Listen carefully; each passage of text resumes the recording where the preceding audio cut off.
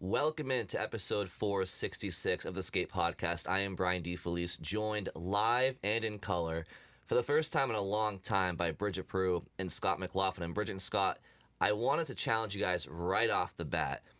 It is July 31st, 2025.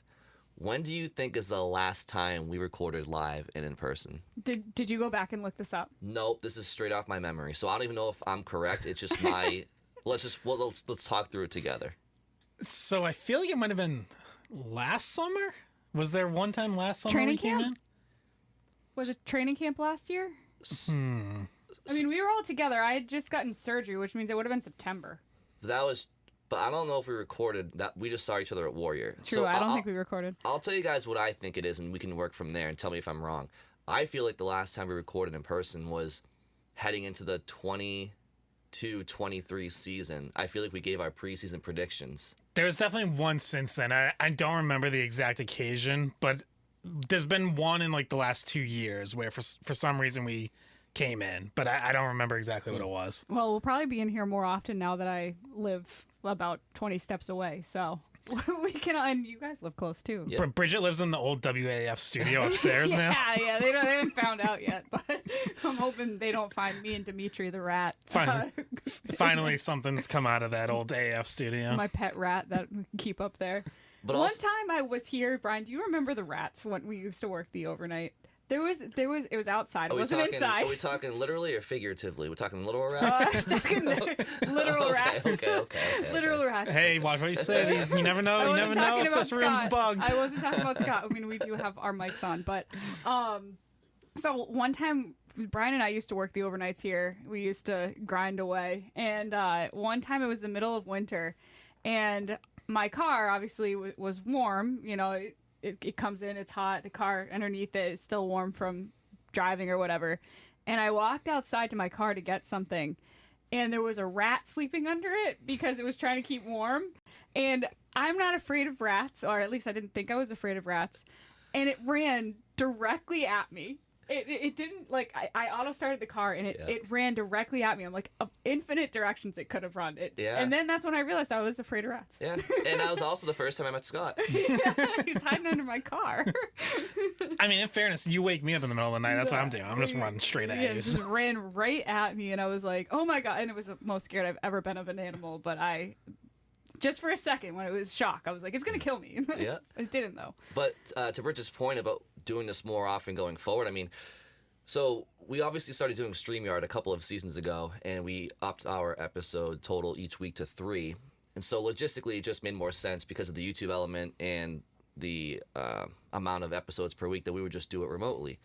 But as you can tell, you're watching us right now in studio, and for the longest time, we didn't have a way to do that, but thanks to Bridget's technology, we are. Yes, and Nesson, I'll thank them. They gave me this camera to record This Week in Hockey East, so it's been... I mean, guys, we still have to actually post this episode and like match up the video and audio, so there's a chance this still turns out to be a disaster. It's just the audio and then a picture that says like whoops. Yeah, so if you're watching this on YouTube, you'll know that it worked. It did turn out successfully. If you're watching a graphic that says skate pod, then it didn't work. Technical out too difficulties. Yeah. All right. Well, we do have... Brian came in and he was like, is there anything to talk about? But it turned out we do have quite a bit to talk about. We always find something. So I'll go right into my opening shift, and it's a story that Steve Conroy had in the Boston Herald, where he caught up with Charlie McAvoy.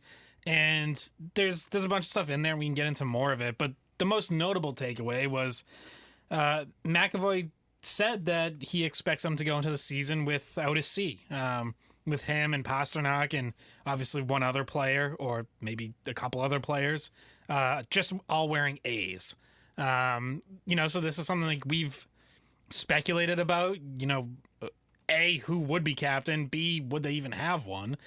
Well, it sounds like they're not going to pick one, at least based on what Charlie McAvoy thinks right now. So I'll just read the quote here. Wait, hold on. Now I lost it. Going into this year, we're both going to have A's. That's what I know.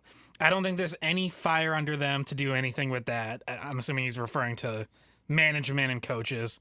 And guess what? That's totally fine. Me and Pasta are spending time together, which I find incredible, learning about him a little bit more, about him as a leader. Just what I'll say on that front is I love that we're going to be able to take this on together. And regardless of letters, we know that this is our team, me and him.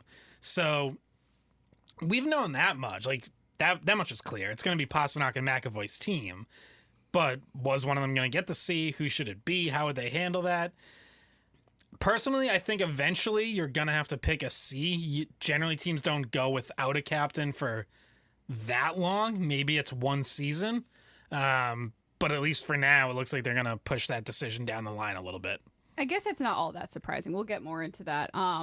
My opening shift has to do with just some quotes that came out of James Hagens at the World Juniors Showcase out in Minnesota. So he's been there. He's looked good. I don't know if anyone's seen any highlights of him. There wasn't really a way to watch it, but see clips come out. And he had a bunch of assists. But he did speak to the media. He spoke to NHL.com's Mike Morale. Is that how you say it? Morale. And he said he really sounded like he's intending on going back to Boston College. So it seems like the decision was made behind the scenes. And this is the quote. He says, "I want to be able to win a Beanpot, be able to win a national championship. Everyone has their roles, but our team goal is winning. That's what we want to do. We fell short of it last year, but it's hopefully going to happen this year." Talking about how BC was the number one team in the country last year, and then they struggled in both the Hockey East tournament and the NCAA tournament. They didn't win the Beanpot, so they did have one of the best rosters you'll see, but not that in results. So now that he's taking over, he's talking about trying to hit some of those goals, those milestones in college hockey that they weren't able to do last year. So him and Greg Brown, his coach at Boston College, also were speaking as if it was a certainty that he'll be back playing at Connie Forum this fall. Yeah, which, I think we expected. I had been hearing that for a few weeks now, but we hadn't heard it from Hagens directly or even from Greg Brown. So I guess it's still not like 100% confirmation where he didn't exactly say like, yes, I'm 100% going back to BC, but the quote you just had, him talking like that, I think makes it pretty obvious that's where he's going to be. And so is that the right thing for him? And we all have opinions on that. I think we're aligned in that, and we'll discuss that later. Also, I do think the only way to watch that coverage was to sign up for USA Hockey's TV, which I don't know if it was online or offline, but I told you guys, I was like, I'm not paying for that. And then last game or yesterday, I found myself paying for it. Did you really? You paid for it? Just for the was it? just for the month, and then I'm gonna cancel it after that. How much was it for a month? Because there's really I don't know if there's any Bruins prospects playing for the National Development Program over the course of the year, so it's really not because worth me they'd having. all be that'd be like almost all draft eligible players for next year. So I think I paid like I think it was like $15 like the tournament or something like that. And did you get put on their mailing list, and now you can like go back and forth about the jerseys for the Olympics, or? And yeah, I won't disclose that information right now, but yes, I am. Yeah, I think if you're paying $14.99 to watch like 4 tournament games, you should have a say in what they wear in the Olympics. Absolutely, 100%. Yeah. Maybe they'll take it more seriously after they blocked you on Twitter for harassing them. Yeah. Well, so I actually I did post because James Hagens, a lot's made of his skill, but there was a play that showed off his physicality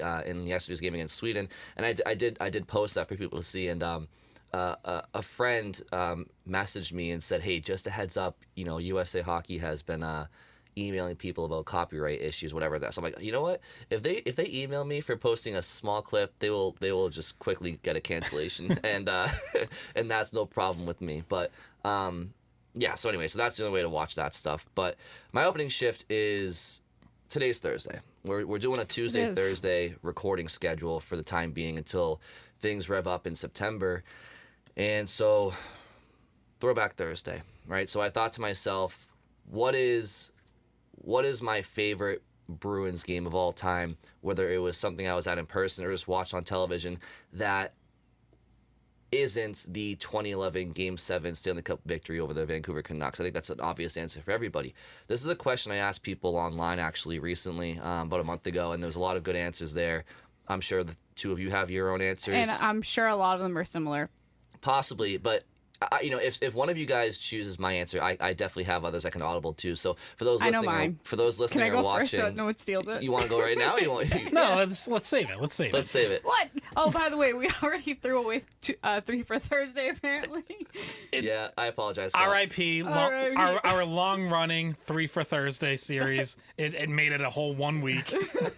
Well, I was just saying, we made it one episode. I mean, so. Scott did say last week that this might be tossed out when we review if we liked it or not. Well, yeah, and we also got in here today, and we're talking through ideas, and I was like, oh, I didn't come up with anything for a 3 for Thursday, so that kind of took care of that. So that's on us. We'll go back to it in August, probably. Yeah, we'll for see. sure. We'll see. You may never hear from it again, but I think my game might actually tie into something else that I think we're going to discuss today. So, and are there 3 of those? Wasn't one of our opening shifts, but Marco Sturm was on Spit and Chicklets. I think it was actually recorded right after like his introductory press conference, because you could hear him reference a couple times, like as I said yesterday in my press conference, but they're just releasing it now, so there's not a ton of like up to date information there on like this McAvoy, captain, alternate captain thing. Or even free agency, because that hadn't happened yet. But there's some stuff in there, including like how they might play and system they might play. So I don't know where you guys want to start. We got a bunch of things we can kind of jump around to. If you guys don't mind, let's start with the captaincy. Okay. And I want to give my read on the situation.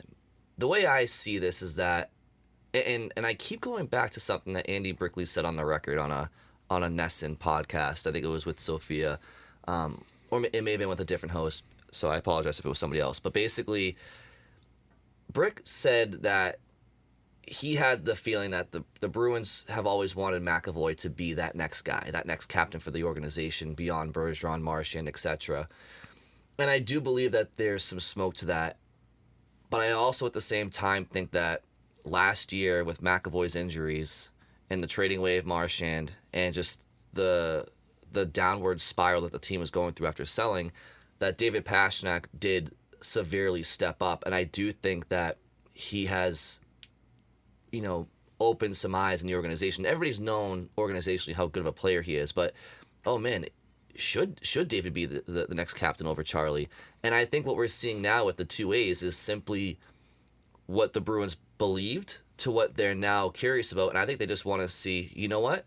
There's a case for both of you. Let's see who takes it now and runs with it. And I think that's what we're seeing with the possible 2A situation. Do you think maybe there's a internal competition, though, despite the guys being at completely different positions? A lot of times we talk about internal competition between goalies or between centers or young guys who are trying to outplay each other for a spot. This is a completely different kind of internal competition. But do you think maybe it affects how an extra little piece of motivation? Or do you think that both of these guys kind of treat it like they treated the A's last year, because they both had A's when Marchand was the captain? So does it really change much for them?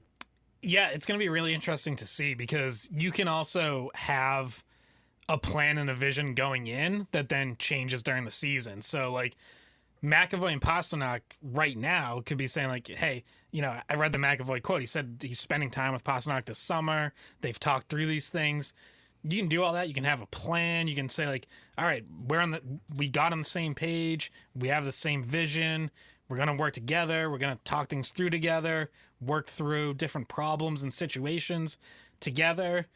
And then, sometime in December, hey, McAvoy kind of does something one way and Pasternak's like, oh, he didn't talk to me about that. Like, those things can come up. It doesn't even have to be intentional. It doesn't even have to be like a power play by McAvoy to try to, take on more. Like sometimes those things just happen because in the course of a season, you don't always have time or, to like consult with your other captains. A lot of times you do, but sometimes it might just be something in the moment that you don't really have time to like, hey, Pasta, come over here, let's talk about it. Like, you might just step up and address it right away. So I am interested to see how that dynamic works. I think if they're on the same page and there is like truly that level of friendship, camaraderie, respect, where neither one of them feels like, oh, I want to get the C, so I have to angle myself ahead of the other guy. If they are truly on the same page, then it can work.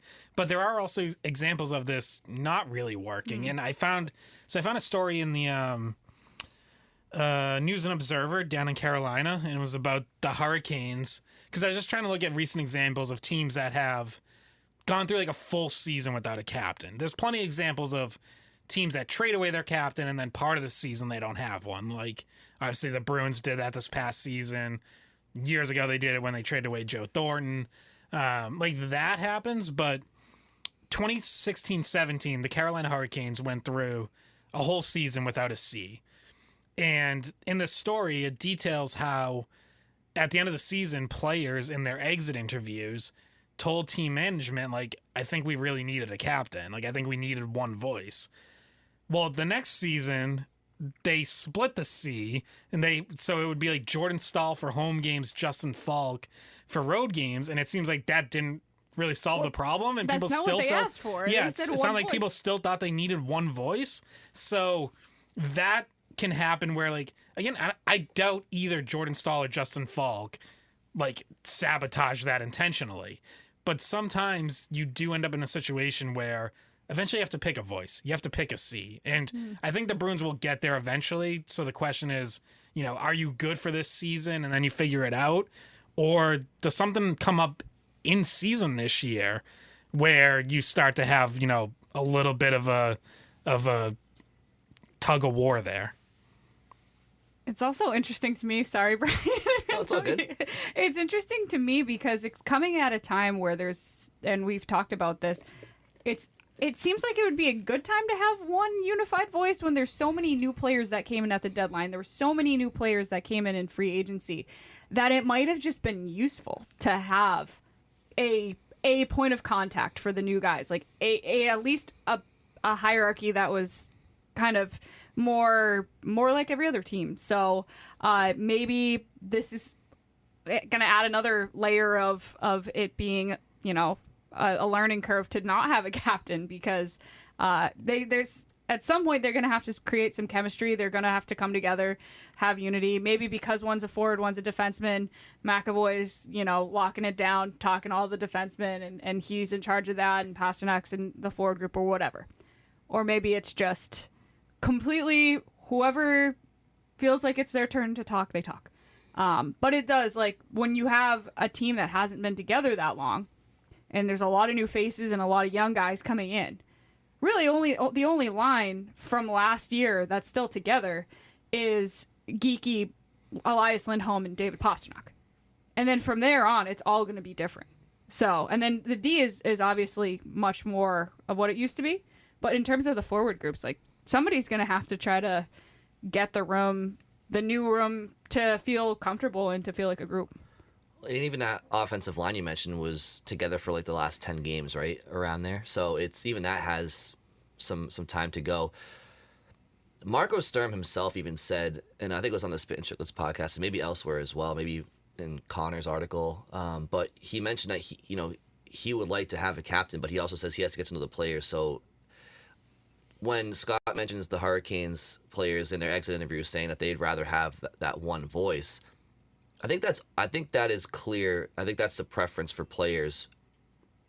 But right now, the Bruins just simply don't know who that voice should be, and so I think they're looking at it saying, "Well, we don't want to rush who that voice is because you don't want to get into the territory of stripping away a captaincy from somebody. You don't want to do Joe Thornton and Joe Pavelski type stuff here." So, I think yes, there's potential for there to be just subconscious, natural competition for that C. Like, could there be a division in the room, certain players gravitating towards listening to Pastrnak versus McAvoy, Pastrnak or McAvoy just like I said, subconsciously doing things, making efforts to show that they're a leader and rubbing off the wrong way on their counterpart.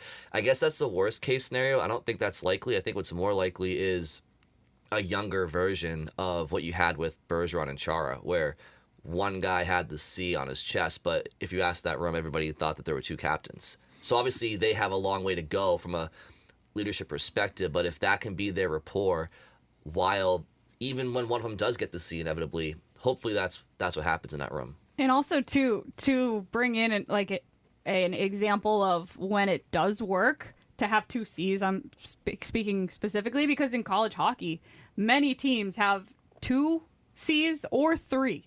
There are some college hockey teams that have three captains, and they spread the C out. And I've not heard of that ever causing a problem. Now, I'm sure it does in specific situations, but in all of the teams that I've covered, I've never noticed a dynamic that was like, oh, this guy wishes he was the only captain. And it's just because it's an accepted thing in college hockey. It's normal. Yeah, I think it's very different, though. Like, I think a pro hockey environment is very different than college. So I think that can fly in college and it can work because they're so young that, like, those guys haven't really been training for years to be a leader, and they, haven't really been around anything different. I think once you get to the NHL, like, there's a reason it's the norm to have 1C because it's worked for a long time. And, but I will say on the subject of like 2Cs, because I did see people on social media say, like, why not just give them both C's instead of having everyone be an A? Well, I think if you're not sure, if your goal is to eventually get down to one of them being the C, and you're not sure which one, it makes more sense to have them be A's right now and then eventually elevate one to the C, instead of having both of them be C's and then have to take that away from someone. That would be worse. Yeah, I'm curious if we start to see, no pun intended, one of them emerge as an unofficial captain throughout the year, whether it's player availability with the media or if there's like if there's some sort of, PR reason for one of the players to be available on behalf of the organization, like who they choose. Like there could be little things like that that tip us off as time goes on. I mean, it's not out of the question that one of them gets the C mid-season, but I just think right now the Bruins are in a year of transition. I don't know if there's a huge rush to put a C on someone's jersey this year, as long as they're both okay behind the scenes with shouldering the leadership responsibility together. Yeah.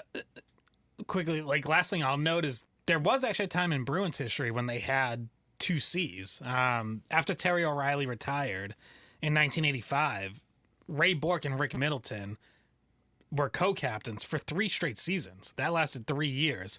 Now, I would point out that A, that was a long time ago, and B, a very different situation where Rick Middleton was the veteran getting close to the end of his career. Ray Bourque was still pretty young, like getting into his prime. And, in this case, you have 2 guys right around the same age, both in their prime. So I think if you were to go back to 1985, like, that's easy to sell to Ray Bourque because it's like, yeah, you're going to split it with Middleton, who doesn't have that many years left, and then it's going to be all yours. Whereas in this case, it's like, if one of them gets the C, if everything goes well, they keep it for a long time, right? Like, you hope both of these guys are here for many years to come. Yeah, it's a tough situation. I guess maybe a good situation to have 2 guys that you feel like could do it. But yeah, it'll be interesting to see what actually plays out, like you said, Brian. And at least we do have a little bit more clarity because we've been going through the summer and being like, I think Pasternak should get it. Like, now that we kind of know and that it was reported, we can kind of stop that conversation, maybe put that a little bit, or at least change that conversation to be more about both the guys. Yeah, both the guys. We really can talk about who gets the third A. Well, at the same time, could you imagine how Bruins Nation would respond if the Bruins went Vancouver Canucks a la 2012 or whatever, and they named Jeremy Swayman the captain, like they did with Roberto Luongo? Obviously, that would never happen, but I'm sure that would go over well with people. But no, the most recent time the Bruins didn't have a captain, and forgive me if one of you guys mentioned earlier, but that was when they traded Thornton, right? And so the rest of the season, Other than post Marchand trade this year.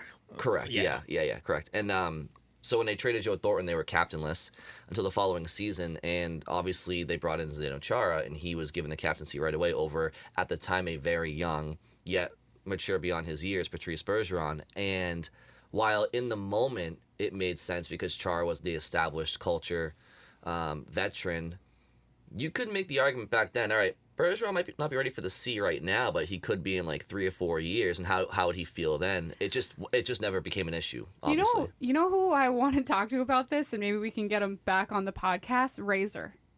I feel like Razor would have a good perspective on being in rooms with, going through something like this, like going through a change of captaincy. I saw Razor was he's in London at an Oasis concert. Okay, well, one he of the big not, Oasis shows. He might not be able to join us this week then. I want to get him on just to get the review of Oasis. Okay, well, we'll get him. I love Oasis. I don't think I'm going to be able to get to any of the shows on this tour. They don't come to Boston, unfortunately. Closest they get is New York and Toronto, but they're very expensive. But I'm jealous that he gets to be there. It's definitely an interesting time, I can't guys, believe he didn't because invite you. That's Right? rude. No kidding. Like, And pay for your ticket. I mean, Sunday your skate flight. co-host? Like, Yeah, we should have all gone. what the hell, Razor? It is interesting though because it's not often.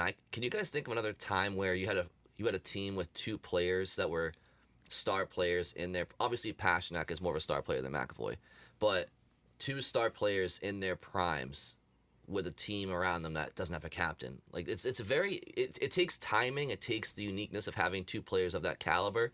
It's not a very, oftentimes when you have an older captain that retires or gets traded, there's that obvious next choice. And depending on who you ask, it might be obvious, but clearly it's not. And so it's to have 2 players in their prime that are both captain caliber is rare.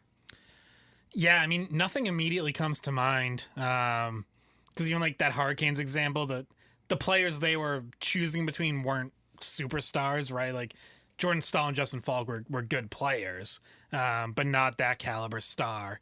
Yeah, the only thing I can think of is like those situations where it gets a little murky and there's a change. Like you mentioned Thornton and Pavelski, or John Tavares giving it up to Austin Matthews in Toronto. But like it's not quite the same. Those are a little different. But yeah, nothing comes to mind in terms of like, hey, we have 2 stars in their prime, and at least for a little bit, neither one of them gets to see. I guess post Mario Lemieux Pittsburgh with a young Crosby and Malkin, but it really wasn't Right. a question. It was Crosby all the way Yeah. back then. So, all right, well that's something to keep an eye on, and not just entering the season, but throughout. Who emerges as that guy? Want to go Hagens Yeah, now? let's do Hagens. Okay. So Hagens, I read the quote from him in my opening shift. We had already, really, even when he was drafted, draft night, Scott and I were at the Garden thinking back to that midnight recording where I lost my car, by the way. That night. I never told that story. I couldn't find my car at 1 a.m. Dude, where's my car too? Bridget Prue and Ashton It was Kutcher. 1 a.m. I think I spent about a half hour walking up and down, probably not the safest streets in Boston, trying to find my car. And I it was thought towed, it got towed. right? It got towed, right? Nope. Oh, what happened? Where I was did it? call my dad at 2 a.m. and tell him it got towed, but But it was where you left it, right? it was where I left that's it. right, It was, yeah. but it was on Portland Street, and I thought I left it on Canal Street, so it wasn't close. I mean, listen, you're not the first person in the Bruins universe who has stumbled around Canal Street and Portland Street late at night and not really knowing where they but were. I wasn't drunk. We were covering but I was so hungry that I felt like I was like out of it because I was so hungry and so tired, and I'm like, I swear this is where I parked my car, and it wasn't. And my dad got in his car to try to come pick me up, and then I called him about 15 minutes after. I'm like, hey, I got great news. I found my car. And he's like, all right, I'm going back to bed. And then I told him it was just to see if he was ready. It was it's like when you do a fire drill. It was a test. Yeah, it was just a test. It was a radio emergency test. I was really helpful in this situation in He that left. I walked out of the building with Bridget and had no idea any of this happened because Nope. I just went on the tee. I took the tee back and didn't hear about this until well after the fact. Yeah. Wait, so you recorded a podcast with us knowing you had a tea to get still? Huh? Yeah. That's ballsy. Like that's what time was the last train?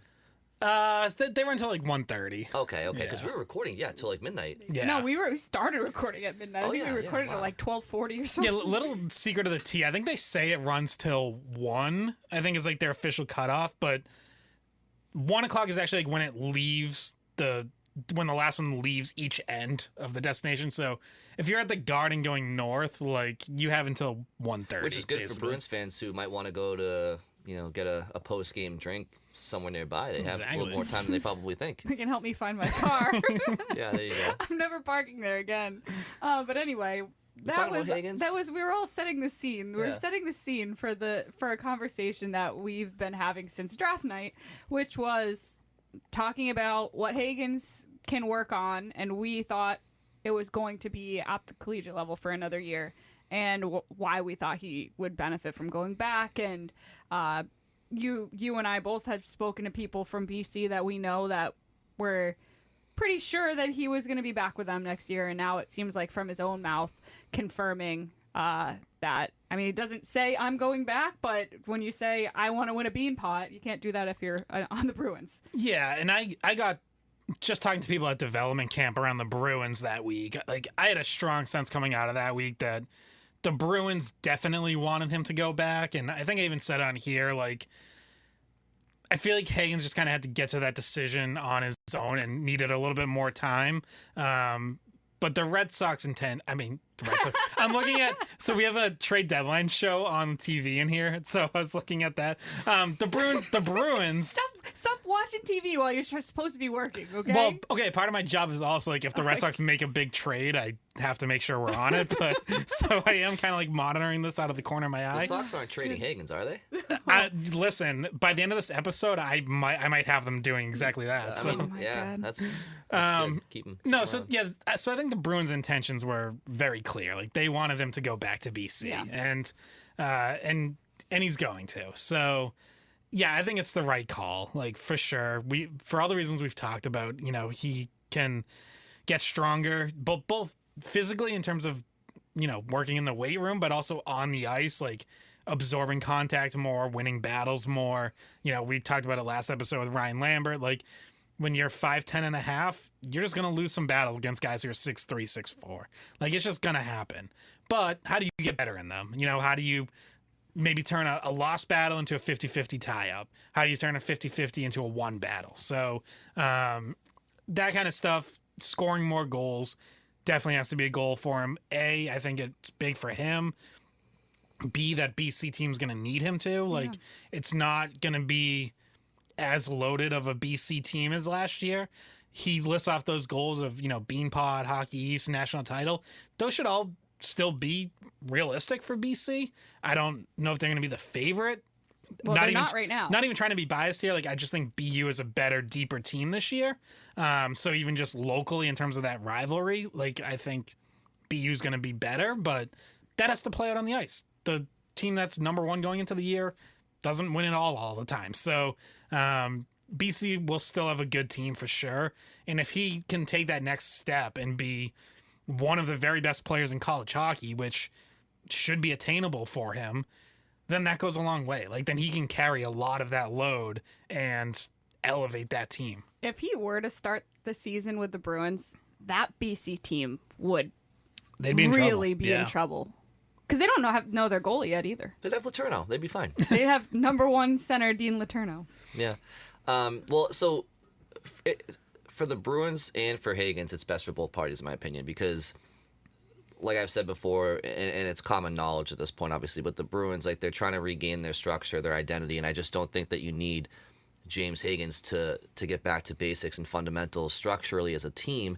Furthermore, you don't want him being a rookie in that environment when a team's trying to get their footing, right? It doesn't bode well for him either. So to go back to BC and to play in all those tournaments, those high-profile tournaments that Scott mentioned, as well as trying to lead Team USA to a third gold at the World Junior Classics, which will be on U.S. soil this year, that to be the guy starring in those moments is invaluable to him. And I just think, it's not having Ryan Leonard and Gabe Perreault on his line. When you have a line with three elite players, just naturally they're all going to want the puck on their stick. So when you take away those players from Hagens' line, yeah, maybe he plays with a really good player like Teddy Stiga, but Hagens will be the guy. And so when you combine that with his physical maturity, his experience, a year older, I just think that next year is going to be a great opportunity for him to develop. And I promised you, Bruins fans, that like the season will fly. It'll be April before you know it, maybe late March, and he'll be joining the team. And you'll look back in a couple of years, 5 years, 10 years, and say, I forgot he didn't even start his rookie year with them, right? So it's in the moment, it's an exciting prospect. We all want to see him, but it's best for everybody for him to do what he has to do at BC, while the Bruins do what they have to do at the NHL level, and then have that marriage a little bit later this year, maybe. I work with a lot of guys who have been in college hockey for a really long time, like whether they're broadcasters, coaches, and they all pretty much believe the same thing, that a lot of the freshmen that go to the NHL are not ready, right, after their freshman season. Maybe Macklin Celebrini is an exception, or maybe he would have still done a good job developing at BU and it wouldn't have made a difference.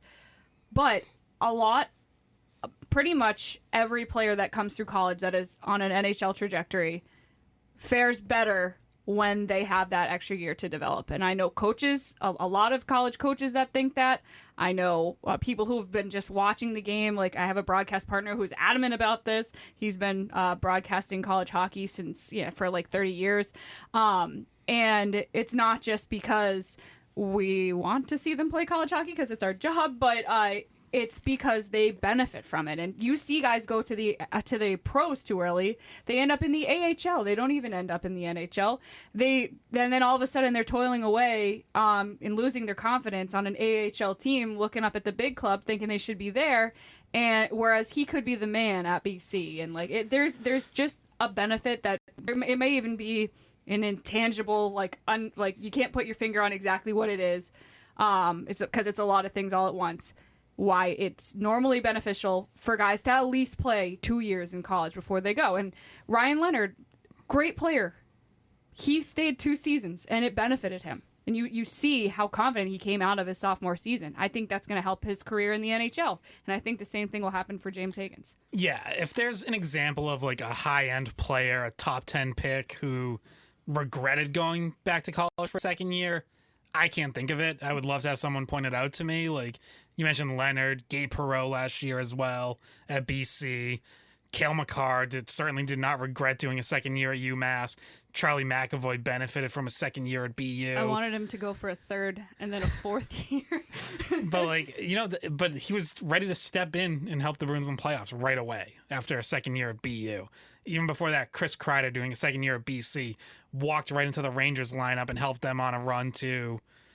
Did they get to the Cup final that year, or at least the Eastern Conference Finals? But like he was ready. Like it helped get him ready. So I don't know if the Bruins are going to be, in a playoff spot where he's walking in like a Leonard, McAvoy, or Kreider or Makar did the same thing with the Avs. But if he goes back and has a really strong year, he's going to be so much more prepared for the NHL after that second year than he would if you're trying to force him into the NHL now in October. Like this season at BC will do so much for him. I wanted Cale Makar to stay at UMass for the full 5 years of eligibility. I was like, we got a natty coming. Come on. But they won it the year after. Coming.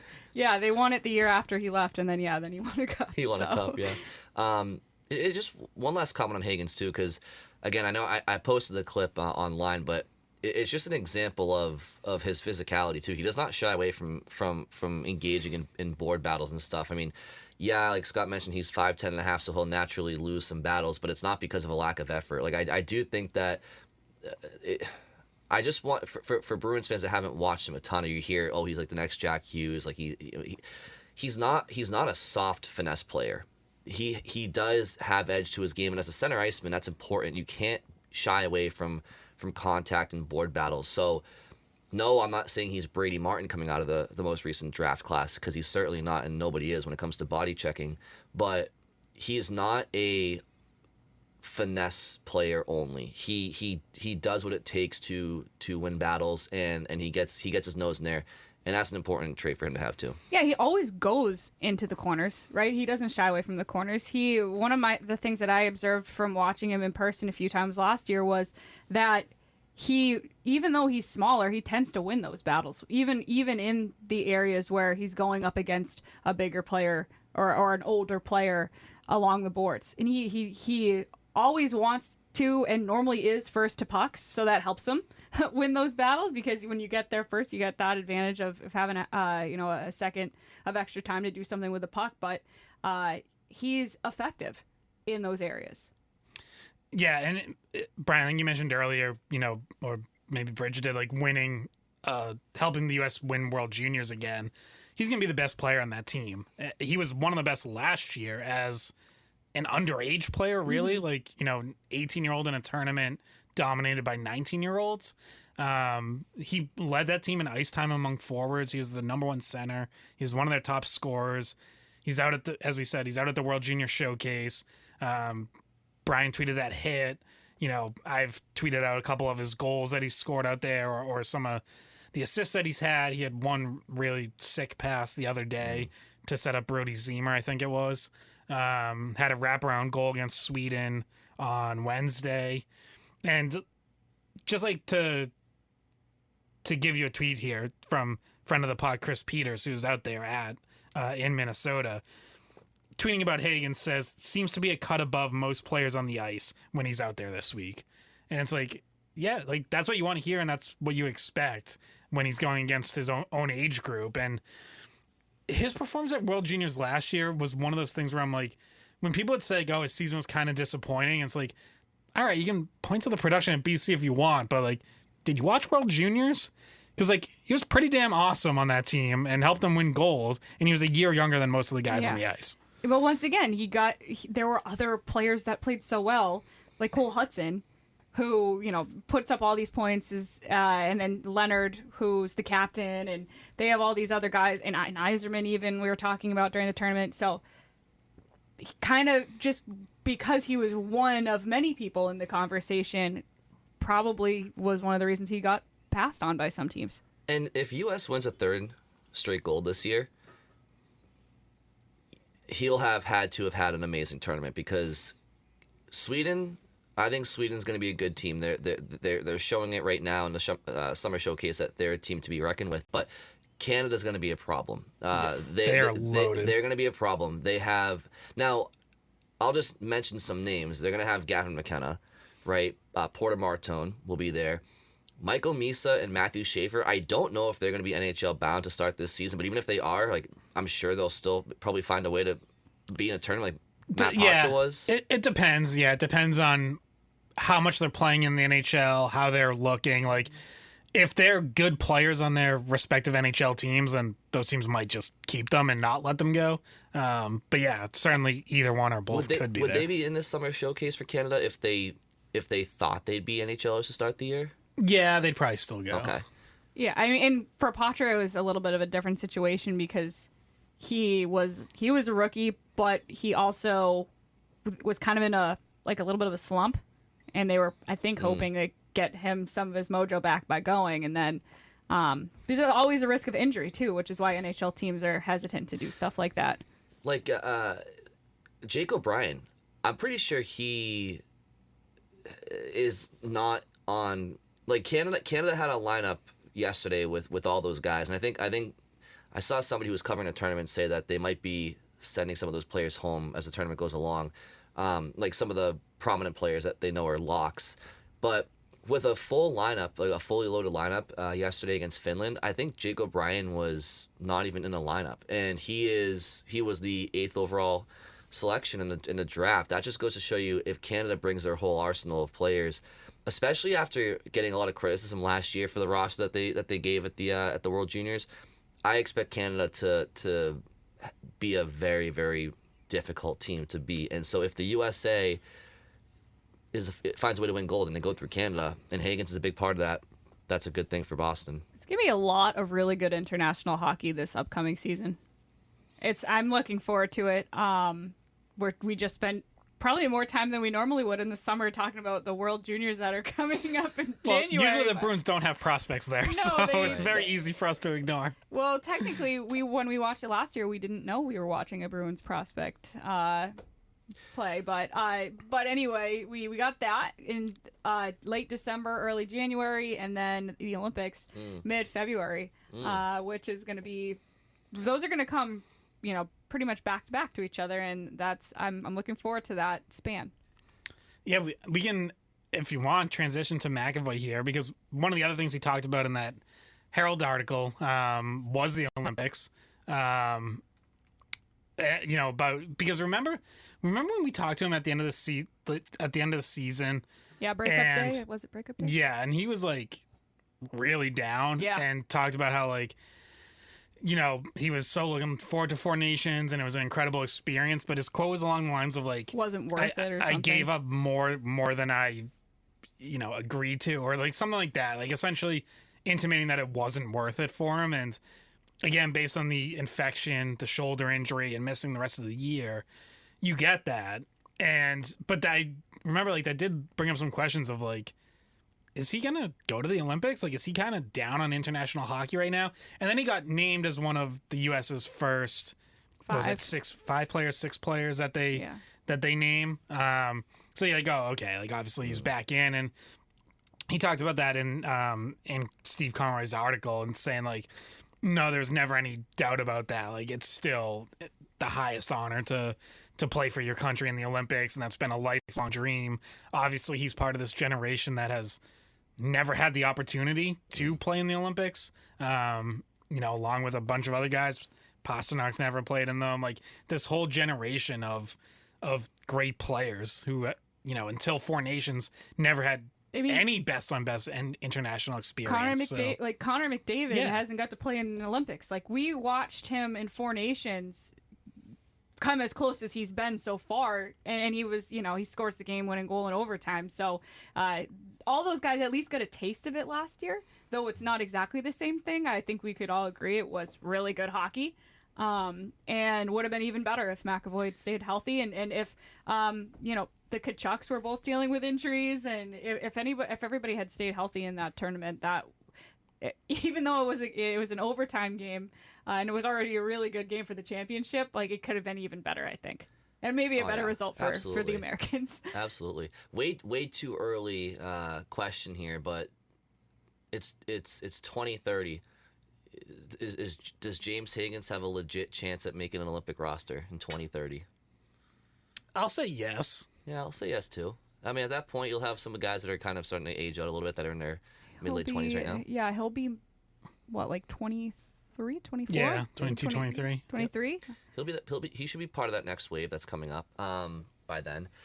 Yeah, obviously McAvoy is down on international hockey just with the way that everything happened, but certainly the Olympics is, he mentioned it. It's the highest honor, and I think that's something he would ever pass up. So there's going to be a lot of fun hockey this year. International, as Bridget mentioned. I'll tell you guys one thing. I'll be watching more NCAA hockey than I've ever watched in my life. I'll be watching teams all around the country. You're going to have to watch me, Brian. Well, of course. Anytime I have a chance I will. You know what people would really benefit from?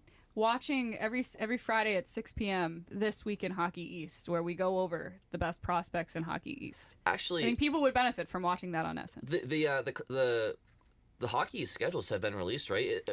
A lot of them. A bunch have. Yeah. Is Gavin McKenna playing any local teams? Unfortunately, no. No. Okay. So Porta Martone is that Michigan State is at BU very early in the season. I think October 17th, that weekend. Yep, I'm on that game. I'm on one of those two games. Yeah. So that's why I was hoping McKenna picked Michigan State when he was down to those two, because I wanted to see him in Boston. But yeah, no, I was looking, and I think the closest Penn State gets is New York. They might be at one of the New York schools at some point. Well, but maybe in the postseason, maybe in the NCAA tournament, there's, what's the regional this year? Who's the local regional, the Northeast regional? Probably not Worcester? Manchester again. Probably not Manchester. Definitely not Manchester not. again. I think it might be Worcester this year. That's close. Yeah. I mean, they were in the tournament last year. Maybe if we draw to New England, it could happen. What about North Dakota? They playing any hockey teams? Do we know? I don't think so, because I think I looked at that too to see if, to track Will Zellers. Yeah. But I don't think they're in New England at all. All right. Well, in any event, going to be a lot of fun hockey to watch, and I know Bridget's looking something up. Yeah, so. but I know Denver's coming, but I don't think. Yeah, Denver's at BC again. Yeah. That's been a pretty regular series. One other thing I wanted to mention from McAvoy, and we can tie this into part of Marco Sturm's interview with Spin Chicklets as well, is McAvoy talked about, how they're going to play. And so referencing additions like Corrali, Janot, Asamont, McAvoy says, you name 3 guys there that really embody what we could be. And I think we're all thinking the same thing about what kind of team we might have to be. You get those guys to be a pain in the ass, play fast, play hard, be that team that no one really wants to play against. We can be a hard out. I think we've always been a defensive team. That's probably been what makes us our best for a while now. We have great goaltending and great defense. And then he references needing to be physical. He thinks they still have enough offense to be productive, but wraps it up saying, let's win ugly games. I'm excited to see what it's going to look like and how they want us to play. Obviously referencing that at this point they're not practicing yet, so they don't have the full system from Marco Sturm, exactly what they're going to do. But right now the imagination is making me think that we might be the team that's hard, that's big, physical, and can be annoying. Which I think is, that's what they have to do. Now how many wins that gets you very much remains to be seen, but it does confirm what we all expect, which is this is a team that's going to have to grind. Yeah, and I think that it's appropriate to build that identity before supplementing it with true elite talent to complement your already star players. I just don't think going out and adding Brock Besser to this team, you kind of have to rebuild. You have to start from scratch, and it's okay to add those players or a player that can help you really score. I think once you have reestablished how you want to play as a team, you can't do it backwards. I think and also in a hard cap world, it's tough to do it too. Yeah, I mean, I think you can do both at once. I don't think you need to do available. Yeah, which they really weren't. I mean, but the risk is, so you go this way where it's okay. We're gonna establish defensive identity, be hard to play against, grind it out, all that. You hope you win a lot of 2-1, 3-2 games. But if you get to January, February, and you're losing a lot of 2-1, 3-2 games, well, guys are going to stop buying in. If you're losing a lot of hockey games and you're asking guys to play defensive style and, hey, sacrifice some offense, and they're looking around going, well, we're 30th in scoring, and we're, 8th in our division. This isn't working. You only keep guys bought into playing that way if you're winning. And I still doubt whether this Bruins team has enough talent to win, even if they do play pretty good team defense. Yeah, and that's fair, and that's why it's okay, guys. Go perform, go execute, right? No one's gonna hold your hand through this. I mean, I do think that they have enough talent to certainly contend for a final playoff spot. And so if I hear what you're saying, Scott. I think if somebody like Martin Necas was available as a free agent this past summer, they would have, then they wouldn't have been oh, we don't want to do it backwards. They would have done it, but I just don't think that guy was there or worth having. And so it's a situation where they didn't add, and they have what they have, but no excuses.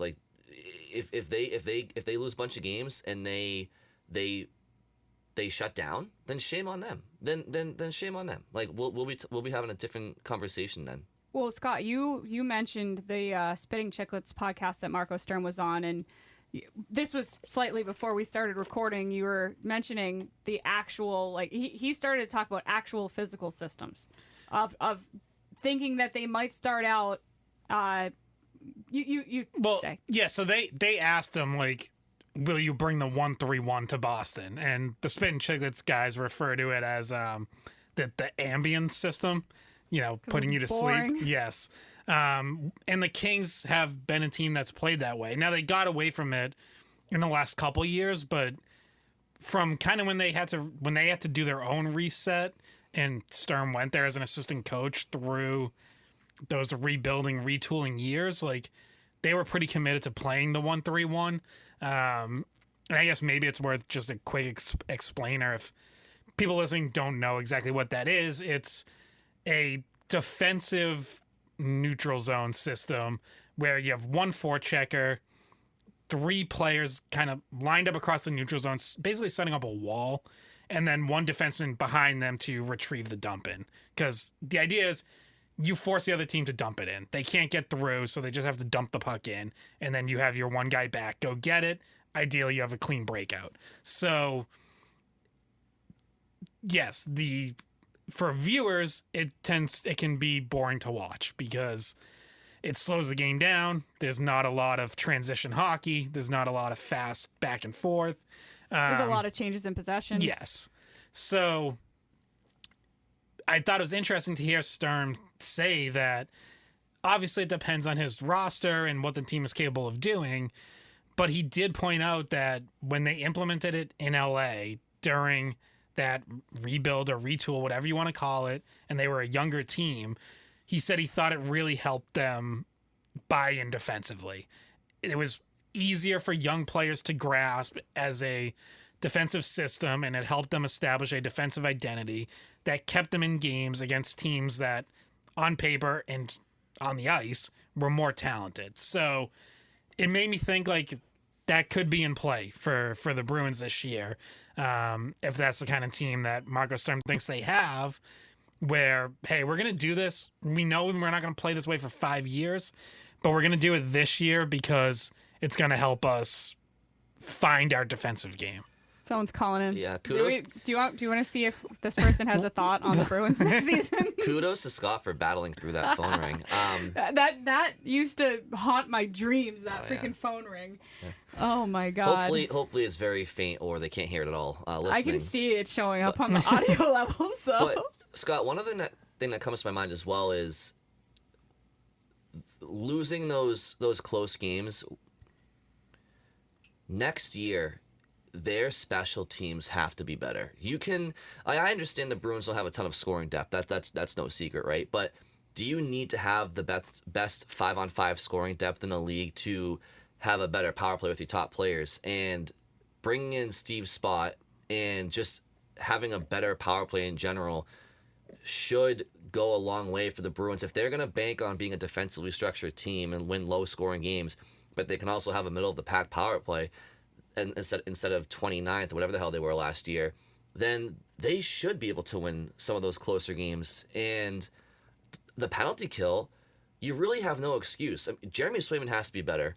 Nikita Zadorov, Charlie McAvoy, Andrew Peak, and then some of your forwards up front like can Sean Corrali and Isimon and some other players, like they should be having a good penalty kill. Is all about goaltending and work ethic from the other 4 players on the ice. So, I just think their special teams have to get better, and I'm not looking at them having a really good third line or a bad third line as a breaking point for that. You know what I mean? Like special teams, to me, there's no excuse to be better. We've talked about it in the past. The power play, their power play breakout and their zone entries have to change. We've talked about how we want that to look like, and then in the offensive zone, like there's no reason why a power play with David Pastrnak can't be, a middle of the pack power play in the league just with him alone. The only problem for that is they need to be a better power play, but they didn't add better power play personnel. I think the power play can improve vastly with better coaching as well, though. I said, that's their power play breakout last year was in neutral zone attacking and offensive zone entries were. I hated it. I couldn't stand it. It was island hockey. It was one guy going. You had players that were flat-footed, one guy trying to go through 3. Like that's not how you attack when you have an extra guy on the ice. Like that to me is coaching. Yeah, and like you're right with Morgan Geekie, Casey Middlestad, Elias Lindholm has been a good power play player in the past. Like there's enough there. I think you're right, entries, getting into the zone cleanly, and then also the power play quarterback remains a question mark because we just have to be honest about this. Charlie McAvoy has not been a very good one for several years now. So is he the power play quarterback, and has he gotten better at it? You know, can this coaching staff work with him to get better at it? Or are you bold enough to say, well, if he's not getting the job done, we're going to try Mason Lohrei or Hampus Lindholm, and is one of them good enough? So that very much still has to be worked out and figured out, because that spot is just too important to have someone who doesn't do a very good job at it. Well, if Lindholm's back and fully healthy, which he's supposed to be healthy going through a full training camp, full preseason, but obviously we haven't seen him yet, so that's why I say if.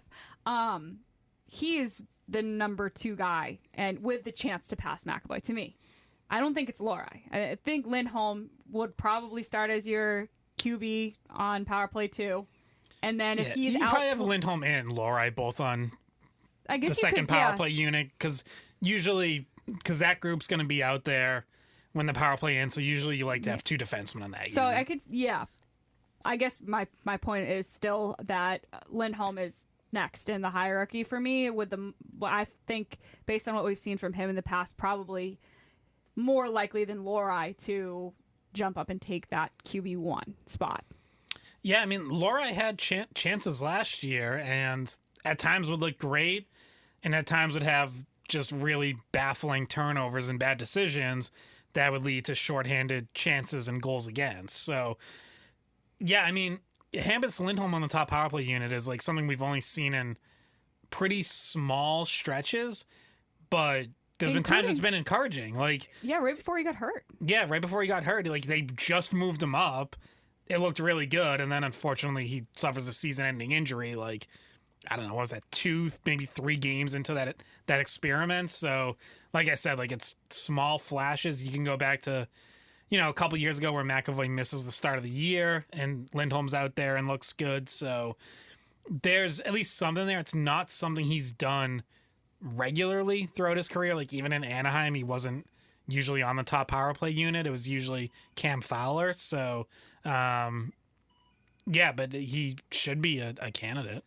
So I got 2 questions for you guys, and you would think the answer would be the same. The answer for one would be the answer for the other. But do we want to see if a caller has an answer? Yeah. Perhaps. Oh my god.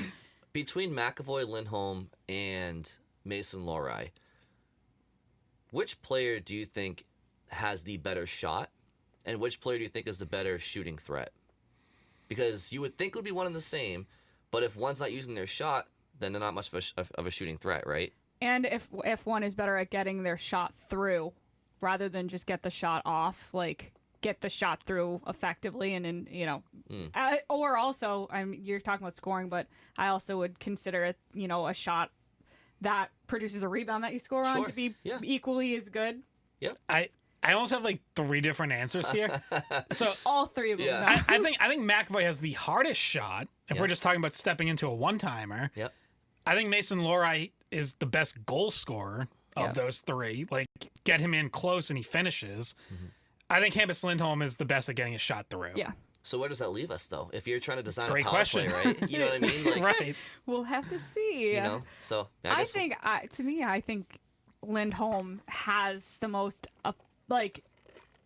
effective, if you want to consider it to be an assist off the shot or goal off the shot. Like, he's the most effective at moving the puck towards the net to create opportunities, whether it's for him or for someone else. And he always gets it through. He gets it through, and that's why it's dangerous, because it comes back out. Hopefully, you're hoping it catches a goalie somewhere or bounce off a body, in front of the goalie, and it comes to someone else. And it, you know how hockey works.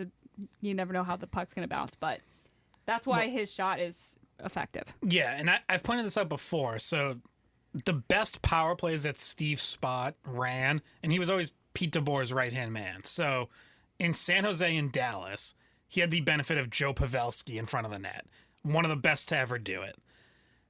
If he thinks there's no Joe Pavelski on this team in terms of being able to do that, but if he thinks he has someone he can put in front of the net and they can be a weapon on deflections, rebounds, well, then I think Hampus Lindholm is the best fit for a power play that operates that way. Because, as I just said, I think he's the best at getting it through. I thought when they made that change last year, that was at a time where like the power play just wasn't shooting enough, and it was so refreshing to see Hampus Lindholm just get the puck and get it on net and get it down low.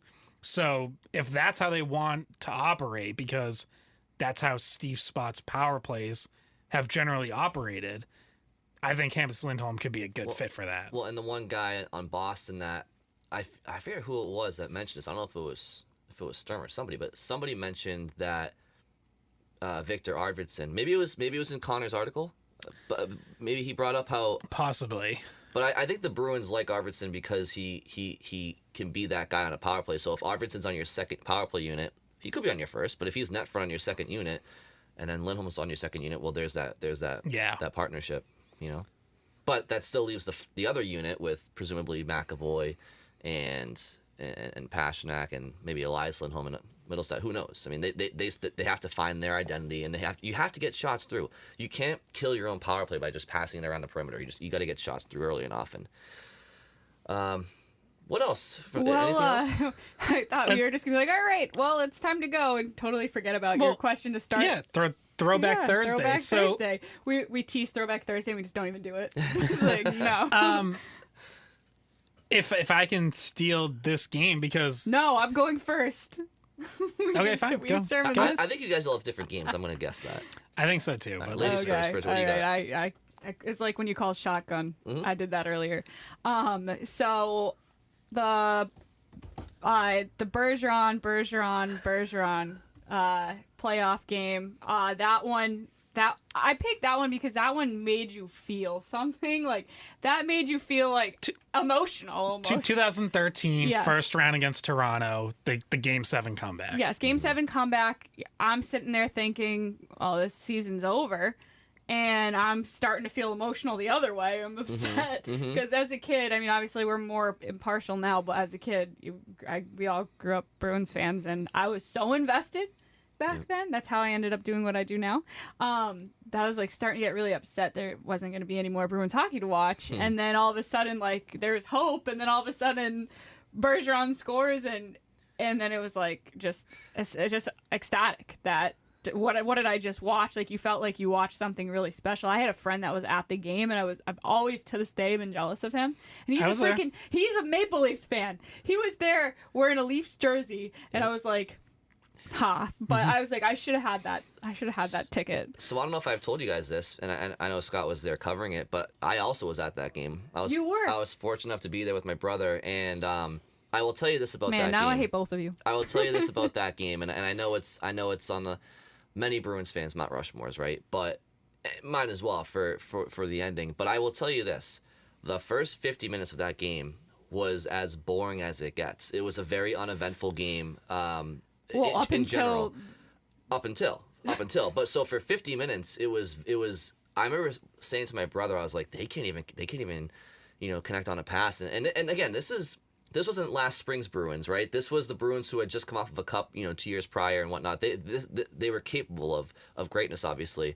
But I remember they were down 4-1.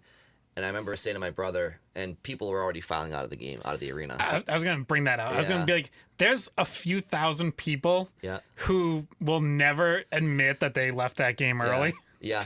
I turned to my brother and I said, if they can make it 4-2 with 10 minutes left, and then make it 4-3 with 5 minutes left, and just try to have the goalie pulled, I can see a path. But they hadn't done anything. And then minutes later, Horton scored.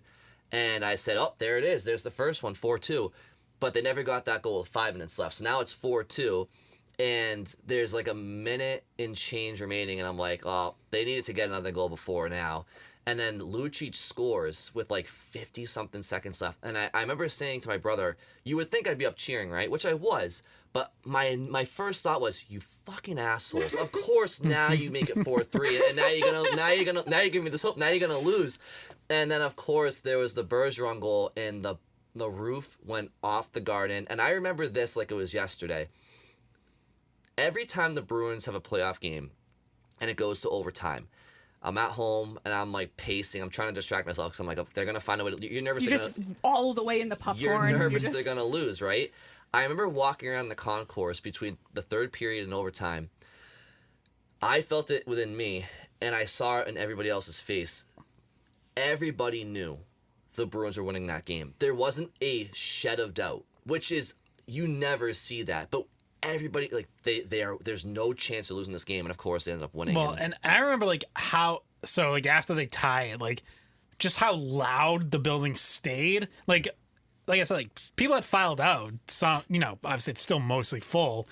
But like there email was just us if you were one of those people. there was just like this buzz and cheering that just continued, and then during the intermission going into overtime, you got the whole place singing along to "Don't Stop Believin'," which is like sports cliche 101, but it was like so cool in the moment. So yeah, like that's unforgettable. It would be up there for me. It would not have been my pick just because, like you mentioned, the first 50 minutes, like it's an incredible comeback and moment. It was not a great 60+ minute game. I think it also, like, to me, one of the reasons that came to mind first for me was because of how great a call it was too. 'Cause I was watching at home. You guys were there. I was watching at home, and I was, I believe, a senior in high school, about ready to go to UMass to try to be a play-by-play broadcaster. And that was just such an electric call by Jack. Yeah, I mean, it's funny. The Bergeron. I think people forget because it's an all-time call. That was very close to being Peverly, because Rich Peverly had a chance to score the game-winning goal with like seconds remaining in regulation. I think it was the Bruins put their third line out there. I think Chris Kelly had a shot on net or something like that, and the puck just hopped over Peverly's stick or something like that, and he had a chance to win the game. And that would have just been bonkers if they just won 5-4 flat out in regulation. But of course, as history played out, he couldn't have asked for a better ending. I mean, that might have been Jack's best call that he had with the Bruins. Was It's also Bergeron- on every single Bergeron highlight. Was like, Bergeron? That was Gaucher on the radio. Oh, that was Gaucher. Yeah, that was Gaucher. I mean, Jack's call was great really too. good too. Yeah. Then you always hear the Bergeron over every highlight of Bergeron, like when he retired, and so that lives on. Yeah. That'll live on every time someone does a tribute to Bergeron. Yeah, and then later that year, Dave O'Brien, like, I wouldn't say copied it, but like, David Ortiz. took it, with the David Ortiz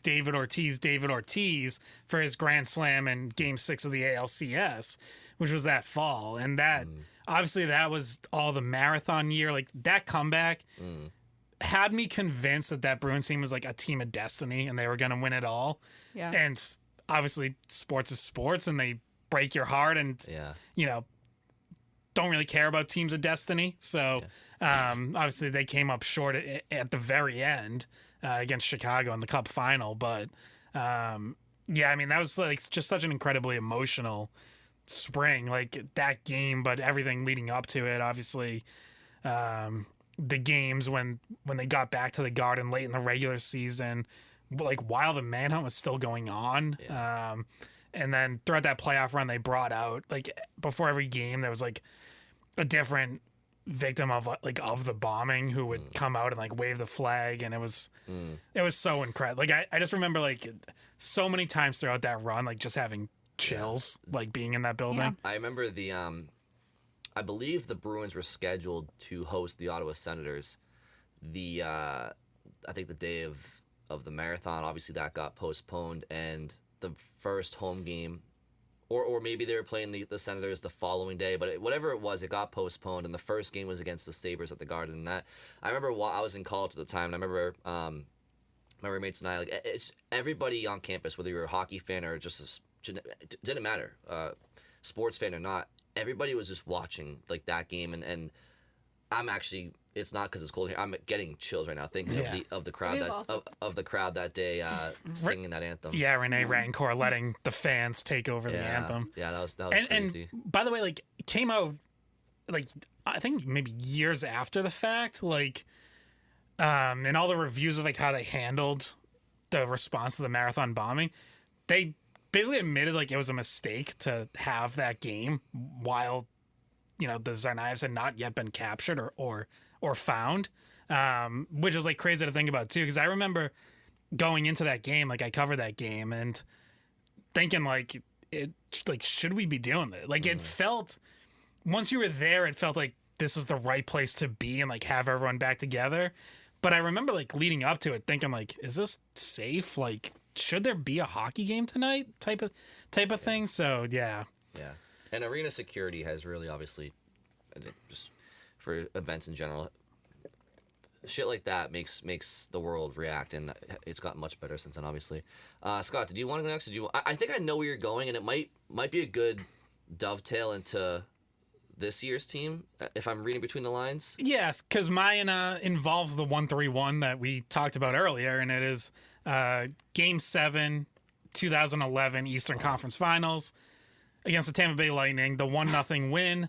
David Krejci setting up Nathan Horton late in the third period. Finally, cleanly breaking through Guy Boucher's famous 1-3-1 with that Tampa team. What's Guy doing these days? Is he broadcasting now? I think he was a villain in the latest Marvel movie. Oh, well. His daughter was at Yale. I don't know if she still is, but I used to see him at Yale hockey games. Speaking of Marvel, the most recent Superman movie that came out for DC, are they starting to do like their own version of the Marvel verse? Because like at the end credits had a...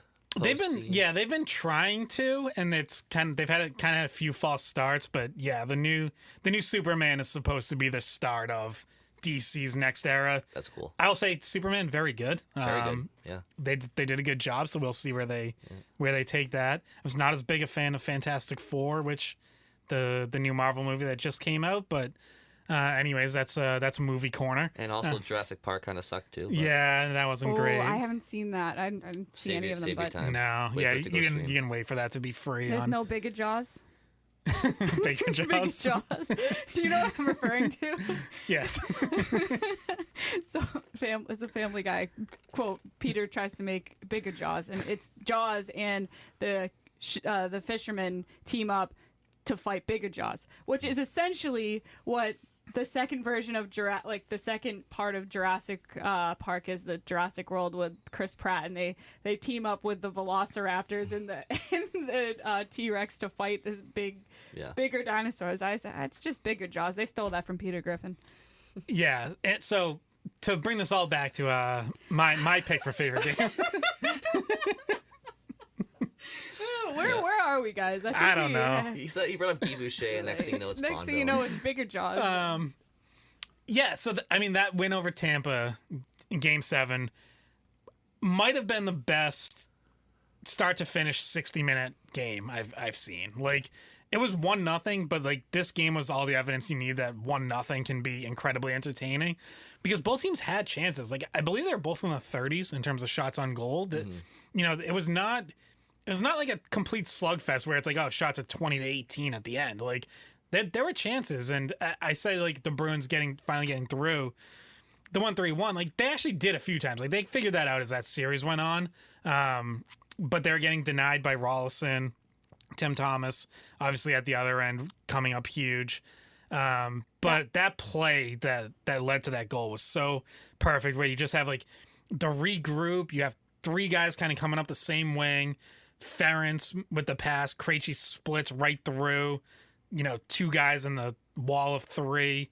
And then it's the quick 2-on-1 in the offensive zone and the pass to Horton. And it's like that should be like example A on video of like how you break down a 1-3-1 and find that seam. Now you're giving other teams that ammo to do it against the Bruins. But that, I will say, that is my most edge of my seat game I've ever watched, right? Because that was one where you're like, how is this scoreless?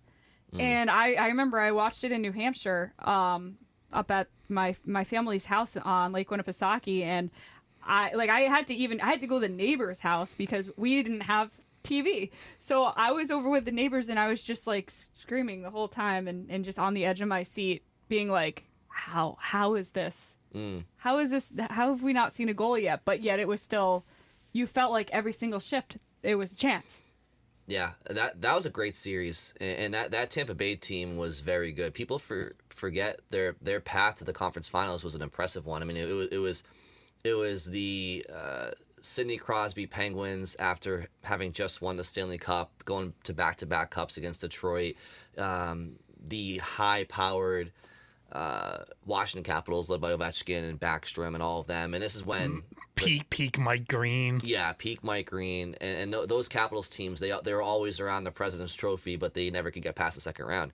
But Tampa Bay got through them, and then obviously they meet the Bruins in the finals. The Bruins had their own amazing path, beating the Canadiens in Game 7 and getting that sweep revenge on the Flyers. But that Tampa Bay team was stacked. I mean, you had on the backside of their careers, but you still had LeCavalier and St. Louis and a young Stamkos, a young Hedman, and a good supporting cast. That was a good team. But yeah, that Game 7 would have been my answer, Scott. I thought you were going somewhere else, so I'm gonna have to take my audible. Oh, no. That game 7 was. Oh, I know where you think I was going. That Game 7 was outstanding, and I remember just like standing watching at home because I couldn't sit. I had to just be moving, and that crowd as the clock wound down and the glass looks like it's gonna fall on the ice, and you see towels in the air, and it's their first time winning the conference finals in at that point 21 years, and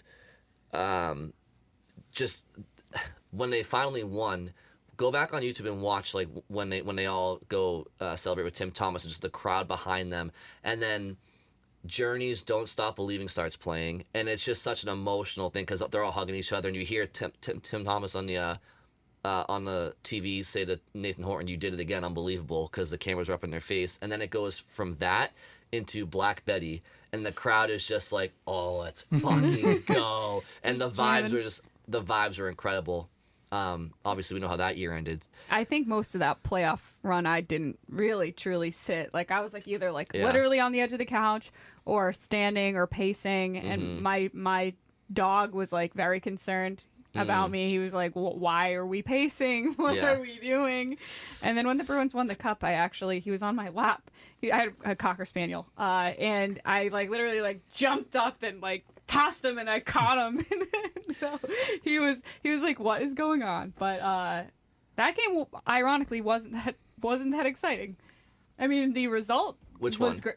The actual cup final, the 2011 win. Yeah. I mean, that was really, it wasn't really close. Yeah, that was just they took the crowd out pretty quickly, like by early second period, halfway through the game. At that point, as a Bruins fan, you're just wondering like what's going to go wrong. You know what I mean? But that was a game where it could have been 10-0, and I would have been just like until that final buzzer goes. It's. I don't know. I think I got cocky a little bit. Like early, I was like, "Oh, they got this. This is going to be good." Yeah. So yeah, obviously for those listening and watching, like we're not counting that game with this exercise because winning the cup is obvious. But so for me, there's a couple of different ways I can go. Again, Scott took the one I was going to go with.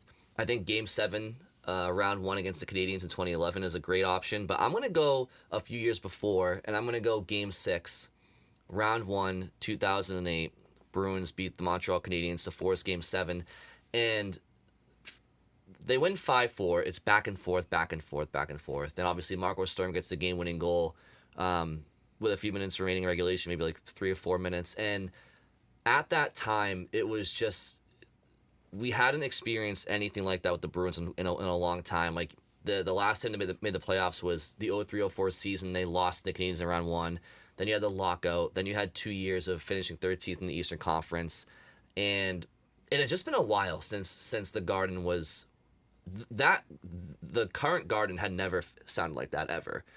You had to go back to the old Boston Garden to have a game where the crowd was that into it and the game was that exciting.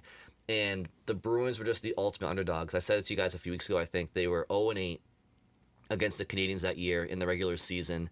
And then if you include the playoffs, they were 1-11 against that Canadiens team heading into Game 5.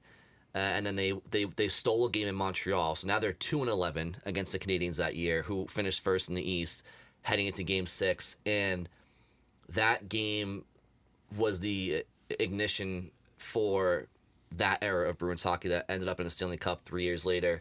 It didn't come without heartbreaks, right? Scott Walker beats the Bruins the following year when the Bruins had high hopes, and then obviously the Flyers in 2010. But that game put the Bruins back on the map. We've talked about it a lot, and it was just an amazing game, and it's something that you look at this year with this Bruins team, and I'm not saying they're going to have a round one where they play the Panthers and somebody has a Marco Sturm moment, but as far as like a team that overachieves on the ice compared to what their roster on paper is, the Bruins have a similar opportunity this year, because that Bruins team also did it without Patrice Bergeron. He missed 72 games that year from the Jones hit.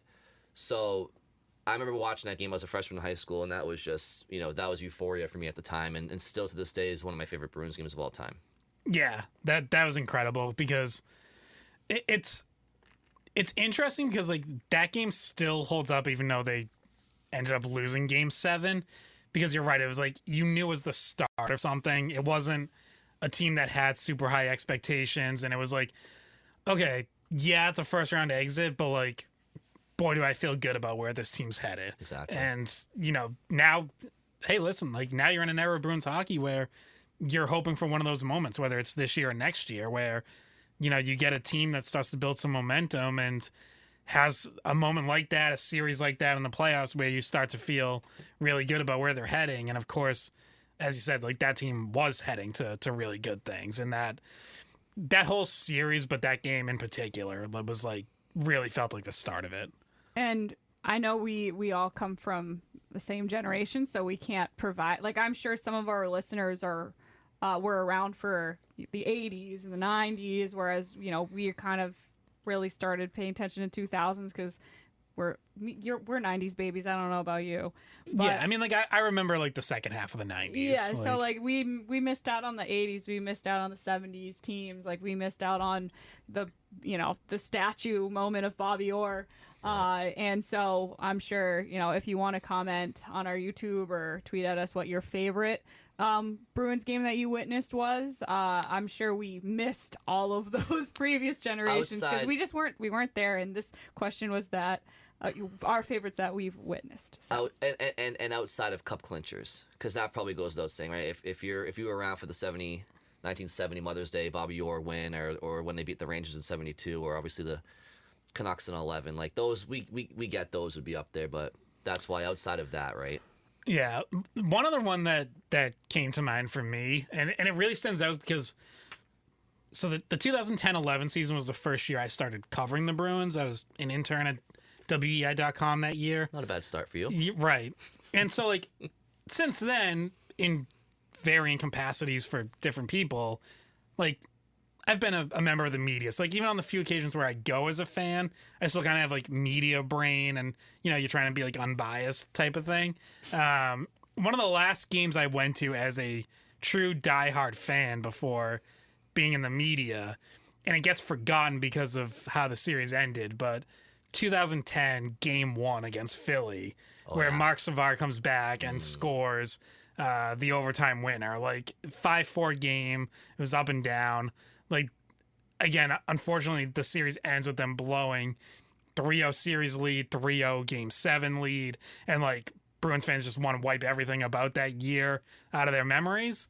But that Game 1 was, being in that building up in the balcony was like incredible. Yeah. I mean, because at the time it's crazy. You look back and you realize how quickly he played after that Matt Cook hit, and in hindsight, we learned that Savard still wasn't, obviously back to full health. But that was a great game. He's had lifelong effects from that. And he said like there's parts of that game he doesn't remember, like in parts of that series that are like still just kind of blocked out. And that Bruins team gets remembered for blowing it to the Flyers 0-3 and up 3-0 in Game 7. But Marco Sturm, new Boston Bruins head coach, he went down for the season in his first shift of Game 1. So they played that whole series with a top six forward. And then David Krejci goes down in Game 4 with the Mike Richards hit. So the Bruins, they lost a series, but the Flyers won their 4 games with the Bruins not having Sturm and Krejci. So I think Ferentz was hurt, and like maybe Seidenberg too. I think yeah, so like, they were really banged up. They were banged up, and they actually that Sabres series was pretty fun too. There was some fun games there. Another underrated Miro the Hero. Another underrated game that comes to my mind is when the Bruins clinched in 2013 over the Penguins. Adam McQuaid had the game-winning goal. That was a fun game. And then also 2019. Game 5 against the Blue Jackets, that was a fun game. That was a back-and-forth third period, and Pasternak ended up winning that game for them. And then the last game I'll mention was the first game, I think it was Game 1 against the Islanders in, what was it, 2021? Yeah, the first one with the full building, First one with right? the full building. Yeah. I think Pasternak had a hat trick. That was a fun one, too. When fans got back in the building, that was insane. That, like, the national anthem that day, because I had started covering the Bruins here during the pandemic. Like, my first game and games that I did was with nobody in the crowd, and it was so eerie and so weird. And then when people started to come back in, you started to feel like everybody was kind of getting to let out that energy that everybody had pent up. It was so loud, and it was like I had goosebumps the whole time. And then once the national anthem started, like, I don't know, it was emotional. I felt like Even, when I had a tear in my eye, I was like, oh my god, we can do stuff again. People can come out and do stuff. Even just pregame, it was like one of the rowdiest crowd. Like, that crowd was just lit up. They booed when there's a pregame. There's always like there's a 2-beer limit or something, or like no smoking in the building, and there's a 2-beer limit, and the fans were booing that the thing on the screen that was telling them they couldn't have more than 2 beers at a time. I think and we're gonna get going here, but and Scott, maybe you can go into your history arsenal here, but for some older Bruins fans, I'm sure some games that they would mention would be the Brad Park playoff game against the Sabres. Craig Janney had a memorable goal against the Devils in a playoff game. I think that was maybe back in the early 90s or late 80s. Maybe it was late 80s, 88. Yeah, maybe? it might have been on one of those cup run, like the 90 cup run, maybe. Yeah. 88 when they knocked off the Canadians for the first time in forever. Yep. Like, that one be up there. Yep. Yeah, I mean, certainly like the Lunch Pail AC in the late 70s, like, those teams had some really memorable games. Some of them were memorable because people just beat the crap out of each other. It wasn't even like... Yeah, I mean, those teams were also really skilled, though. Like, just unfortunately for them, not quite as skilled as the Canadians, who are in the middle of arguably the greatest dynasty in NHL history, certainly at least post-merger.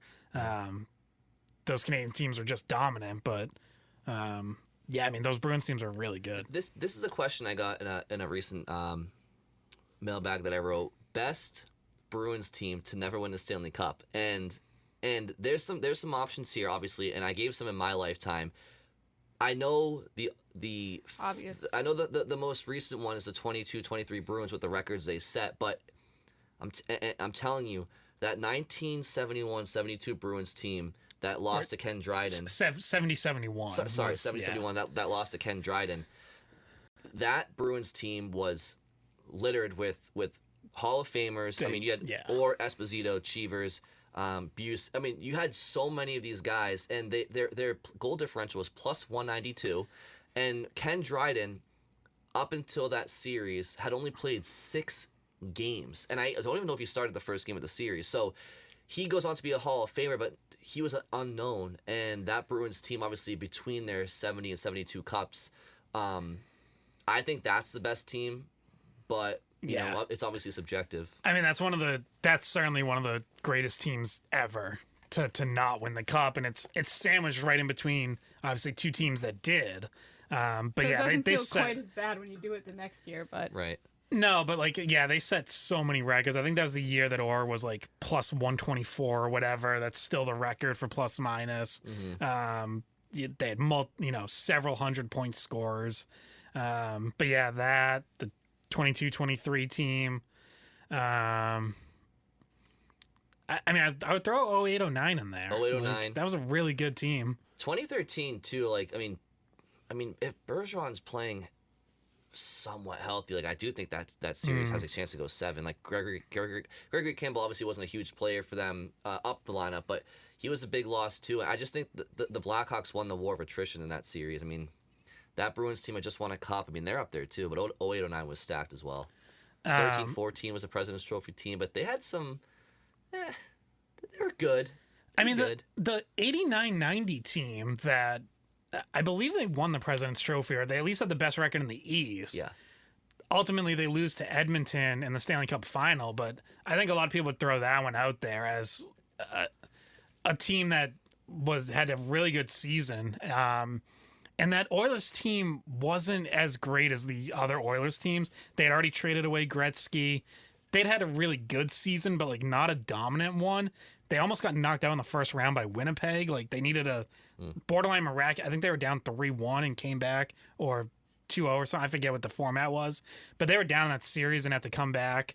Like they were beatable, and that Bruins team probably should have had a chance against them, but came up short. But that was a really good team. If you want me to go way back in history, the team that still owns the record for best winning percentage in this season was the 1929-30 Bruins, who were so good they forced the league mid-season to add offsides because they would cherry pick and like make long passes to get into the offensive zone, and we're just like scoring like 7 goals a game or something insane. Was there no line? They just were like, we have to paint lines. You just kind of do whatever. We just have to paint lines on all the ice now mid-season. There might have been. I don't know if they had the line. There might have been lines, but there was no offsides. Yeah. Then what would be the point of them? I don't know. I wasn't alive, so I don't remember exactly what the rink looked like. That was almost 100 years ago. So that was a few years before I started covering them. Yeah, just a few. That was 5 years into their history. Yeah. Yeah. Well, so I mean, there's a question too. So favorite Bruins game that you've ever seen? Were they that playing wasn't at a cup? Matthews still then? How many years did they play at Matthews?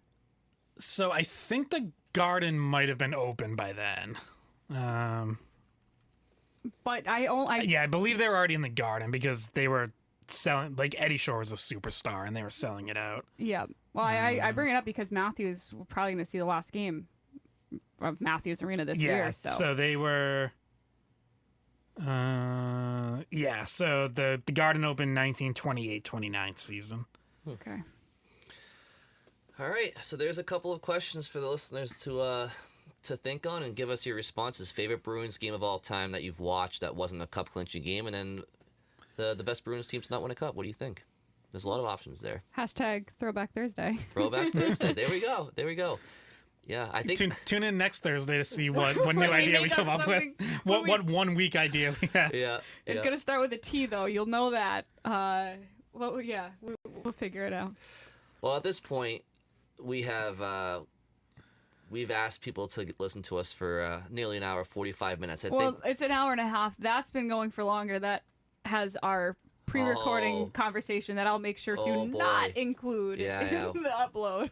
That won't make the air. Pretty sure Scott called me Meg at one point. So yeah. Shut up, Meg. Yeah, and I think I swore at him and definitely flipped him off. So that won't be in it. Yeah, but I remember when we were recording in here, like when we first started doing this together, and our entire like off show would be about Game of Thrones, and we were like, we're gonna do Game of Thrones bonus episodes. That's right. Yeah, and we all didn't like the ending, but anyway, it's probably a little bit too late to do that. But. Probably. But so the BU women are going to Belfast, which is near where the Game of Thrones set is, and I might potentially be going to do the Friendship 4 out in Belfast, and if so, I'll be stopping by the Game of Thrones museum, I think. So that'll be cool.